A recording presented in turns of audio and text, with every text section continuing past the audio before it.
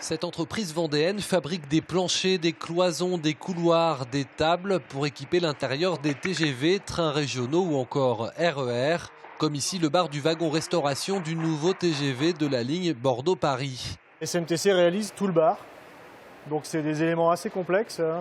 On va dire, il faut avoir des qualités de cuisiniste, mais en utilisant des technologies avancées.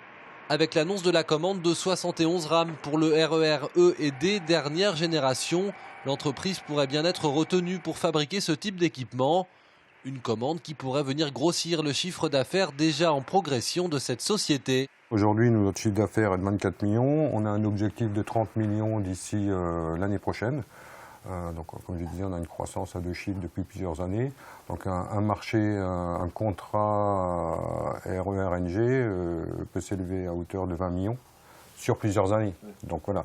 Donc, ça, c'est l'avantage d'être dans le ferroviaire ou dans l'aéronautique parce les décisions sont assez longues. Par contre, ça nous permet d'avoir une visibilité sur plusieurs années et donc d'organiser nos investissements en conséquence. Un contrat historique qui pourrait néanmoins être l'un des derniers en France pour plusieurs années. Campagne de remplacement qui touche à leur fin dans beaucoup de régions. Baisse des budgets régionaux. Cette entreprise n'a pas attendu pour agir et réalise déjà 20% de son chiffre d'affaires à l'export, en équipant notamment le RER londonien ou encore les TGV russes.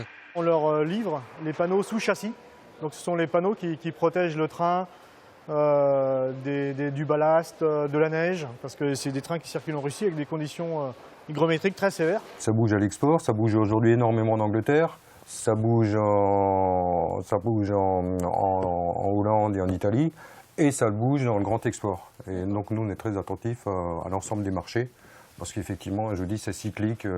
Un pays va investir un moment, un autre pays va arrêter, et dans quelques années, la situation peut être complètement inversée, quoi. Cette société réalise aussi des équipements intérieurs pour les avions de ligne et compte même s'engouffrer sur le marché américain, réputé difficile pour les entreprises étrangères.